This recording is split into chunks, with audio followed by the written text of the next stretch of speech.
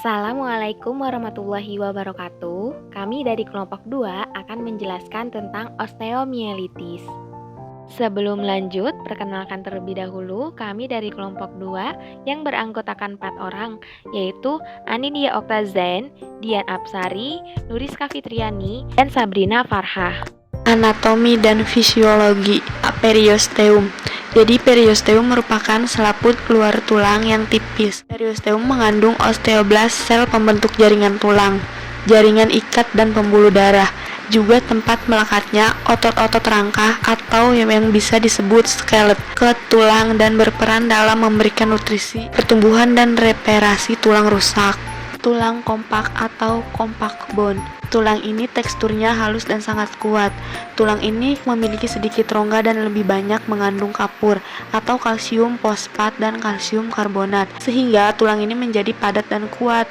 Tulang kompak paling banyak ditemukan pada tulang kaki dan tulang tangan. Tulang spongiosa atau spongiobone.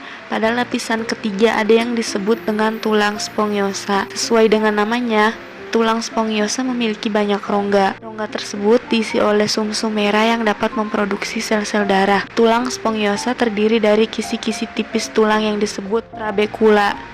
Jadi tulang ini terdiri atas batang yang halus atau selabung yang halus, yaitu trabekula. L singkatan dari trabs, sama dengan sebuah balok yang bercabang dan saling memotong ke berbagai arah untuk membentuk jala-jala seperti spons dari spikula tulang, yang rongga-rongganya diisi oleh sumsum tulang. Sumsum tulang yaitu lapisan terakhir yang paling dalam dan berwujud seperti jeli yang dilindungi oleh tulang spongiosa. Sumsum tulang juga berperan penting dalam tubuh manusia karena berfungsi untuk memproduksi sel-sel darah yang ada dalam tubuh. Apa sih osteomielitis itu? Osteomielitis itu adalah penyakit tulang yang terjadi karena adanya infeksi oleh bakteri atau jamur. Infeksi dapat menyerang tulang melalui aliran darah atau menyebar dari jaringan tubuh terdekat. Jika tidak ditangani dengan cepat dan benar, kondisi ini dapat menyebabkan kerusakan tulang permanen. Selanjutnya ada patofisiologi osteomielitis. Tulang dapat terinfeksi melalui rute infeksi hematogen dari sumber infeksi yang jauh, penyebaran dari jaringan dan sendi di sekitarnya, atau inokulasi langsung tulang dari trauma dan pembedahan. Osteomielitis hematogen lebih sering terjadi pada anak-anak dibandingkan dengan orang dewasa dan biasanya mempengaruhi tulang panjang. Pada orang dewasa, osteomielitis hematogen paling sering menyerang vertebra. Osteomielitis pada usia dewasa muda biasanya terjadi dalam kondisi pasca trauma dan adanya tindakan operasi terkait. Sedangkan pada usia yang lebih tua, infeksi biasanya terkait dengan ulcus decubitus dan artroplasti sendi yang terinfeksi. Osteomielitis yang berhubungan dengan insufisiensi vaskular sering terjadi dengan adanya diabetes mellitus yang mendasari. Selanjutnya ada klasifikasi pada osteomielitis. Yang pertama ada osteomielitis akut, terjadi dalam waktu 2 minggu dan paling sering terjadi pada usia anak-anak daripada usia dewasa, dan biasanya terjadi sebagai komplikasi dari infeksi dalam darah atau osteomielitis hematogen. Yang kedua, osteomielitis subakut disebabkan oleh Staphylococcus aureus, dan pada umumnya osteomielitis subakut ini tuh berlokasi pada bagian distal femur dan proximal tibia. Terjadi dalam waktu 1-2 bulan dan bisa menyerang usia dewasa dan juga usia anak-anak. Selanjutnya yang ketiga ada osteomielitis kronis. Ini merupakan lanjutan dari osteomielitis subakut yang tidak terdiagnosis atau tidak diobati dengan baik dan dapat terjadi setelah fraktur terbuka atau setelah operasi pada tulang.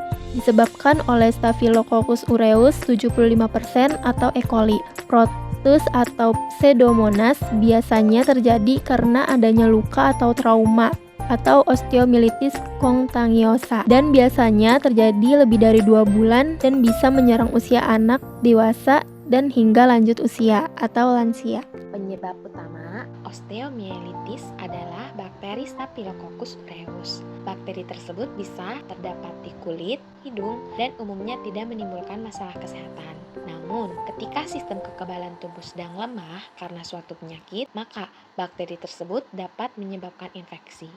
Ada beberapa cara bakteri Staphylococcus masuk hingga ke tulang. Pertama, melalui aliran darah. melalui jaringan atau sendi yang terinfeksi, dan melalui luka yang terbuka.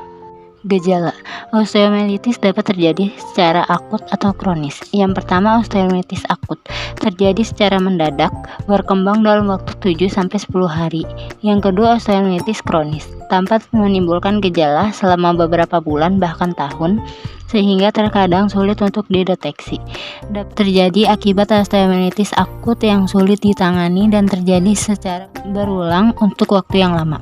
Gejala lokal seperti eritema, pembengkakan, panas di tempat infeksi, nyeri timbul dengan atau tanpa gerakan, gejala konstitusional seperti demam atau kedinginan.